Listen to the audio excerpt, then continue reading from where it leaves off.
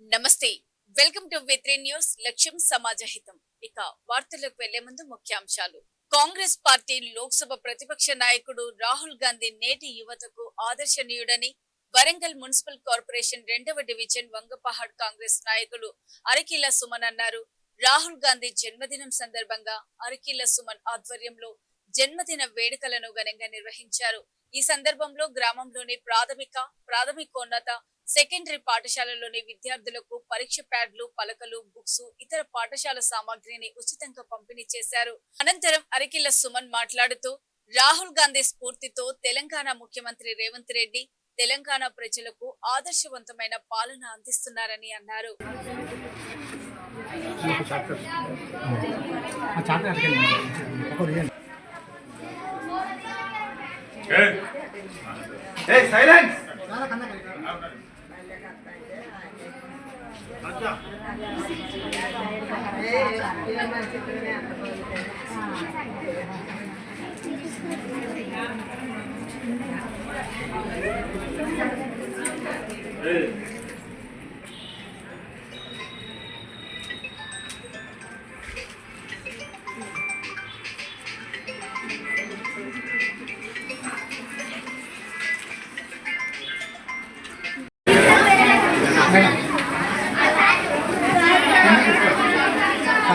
ఏం పని చేస్తే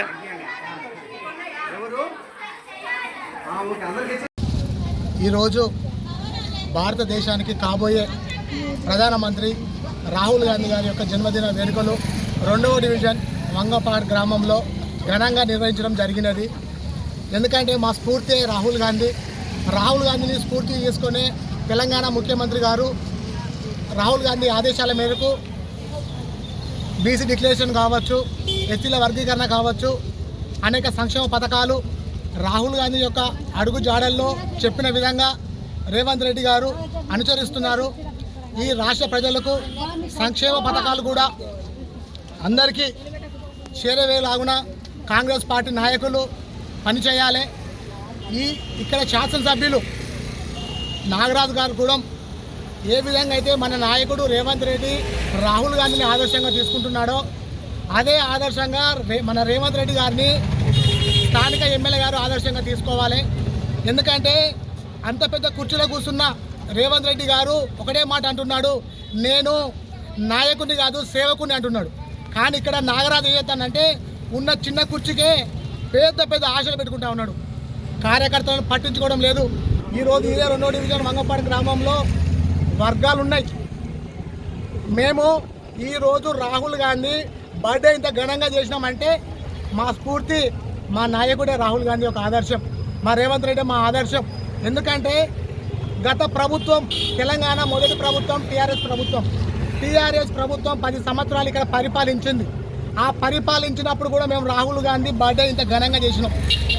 ఈరోజు మా ప్రభుత్వం వచ్చి కాంగ్రెస్ ప్రభుత్వం వచ్చి 2 సంవత్సరాలు వెళ్ళి 3 సంవత్సరాలు అడుగులు పెడుతున్నాం. కొంతమంది స్వార్థపరులు రాజకీయాల కోసం పార్టీలు మారి ఈరోజు మేము కూడా కాంగ్రెస్ పార్టీలో ఉన్నామని చెప్పేసి వాళ్ళ యొక్క అవసరాల నిమిత్తం పార్టీలు చేస్తూ ఉన్నారు. మేము కాంగ్రెస్ పార్టీకి కష్టకాలంలో కూడా ఉన్నాం. మేము పదవులకు పాకలాడతలేం, ఎమ్మెల్యేల గేట్లు మేము మొక్కుతలేం, వాళ్ళ కాళ్ళు మొక్కుతలేం. మాకు పదవులు ముఖ్యం కాదు, మాకు పార్టీ ముఖ్యం.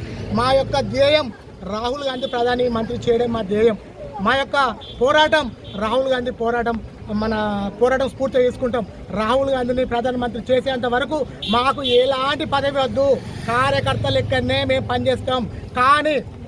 కానీ ఎవరైతే నిరుపేదలు ఉన్నారో, ఎవరికైతే సంక్షేమ పథకాలు అందుతలేవో, ఏదైతే స్వార్థం కోసం ఈ రాజకీయాలు చేస్తున్నారో వాళ్ళని మాత్రం బేషరతుగా మేము బీదల పక్షాన పోరాడతాం.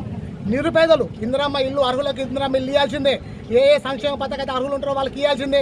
వాళ్ళకు ఇయని ఇక్కడ కొంతమంది స్వార్థపరులు డబ్బుల కోసం ఎమ్మెల్యేల మెప్పు పొందడానికి ఎమ్మెల్యే గారు కూడా నిజంగా పార్టీ మీద శ్రద్ధ పెడతలేడు, ఆయన యొక్క పైసల మీద శ్రద్ధ పెడతా ఉన్నాడు.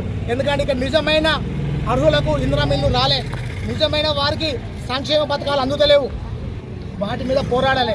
మేము ఒకటే చెప్తా ఉన్నాం, మా స్ఫూర్తి రాహుల్ గాంధీ, మా స్ఫూర్తి రేవంత్ రెడ్డి రాహుల్ గాంధీ యొక్క మేము నినాదంతో మేము పనిచేస్తాం. నిజమైన అర్హులకు రాని నెల అధికారుల ఆఫీసు చుట్టూ తిరుగుతాం. పేద పక్షాల వాళ్ళ పక్షాన్ని మేము పోరాడతాం. ఎందుకంటే మా స్ఫూర్తి మా రాహుల్ గాంధీ ప్రధానమంత్రి కావాలి అంటే మేము ఇక్కడి నుంచి గ్రామ స్థాయి నుంచి మేము పోరాడాలి. ఇక్కడ ఎట్లయితే మేము ఇక్కడ సంక్షేమ పథకాలు ప్రతి గడపకు అందుతేనే రేపు మేము వాళ్ళ దగ్గరికి ఓటేయడానికి పోతాం. మా ముఖ్యమంత్రి ఒకటే అంటున్నాడు, తెలంగాణలో 1 కోటి మంది మహిళలను కోటీశ్వరం చేస్తానన్నాడు. నా ఊర్లో కూడా కోటీశ్వరం చేయాలి కదా, కోటీశ్వరం లక్షాధికారి కావాలి కదా. ఇక్కడ స్వార్థ రాజకీయాలు చేయడం వల్ల నిజమైన వారికి సంక్షేమ పథకాలు అందుతలేవు. ఖచ్చితంగా వాళ్ళకి అందేంత వరకు కాంగ్రెస్ పార్టీ జెండా పట్టుకుంటాం, అదే కాంగ్రెస్ పార్టీ కండువా వేసుకుంటాం, అధికారుల చుట్టూ తిరుగుతాం. రాకపోతే ఎమ్మెల్యేలు కూడా మేము బేషరతుగా అడుగుతాం. ఎందుకంటే ఎమ్మెల్యేలు చూసి ఓటేయలే, రేవంత్ రెడ్డి చూసి ఓటేసిండు, సోనియా గాంధీ చూసి ఓటేసిండు, రాహుల్ గాంధీ చూసి ఓటేసిండు, తదుపరి లాస్ట్కు గ్రామంలో ఉన్న మమ్మల్ని చూసి ఓటేసిండు.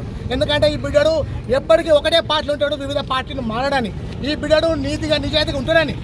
మేము స్వార్థ రాజకీయాలు చేయడానికైతే మేము పదవులు కావాలంటే ఎమ్మెల్యేల కడపల చుట్టూ ఎమ్మెల్యేల చుట్టూ తిరుగుతాం.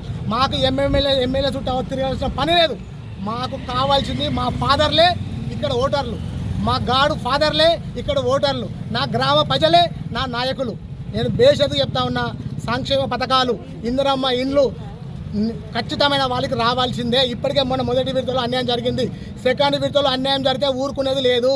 ఇదే కండువా, ఇదే కాంగ్రెస్ 3 రంగుల జెండా బట్టే మేము ఫైట్ చేస్తాం. అలాంటిది జరగకుండా స్థానిక ఎమ్మెల్యే గారు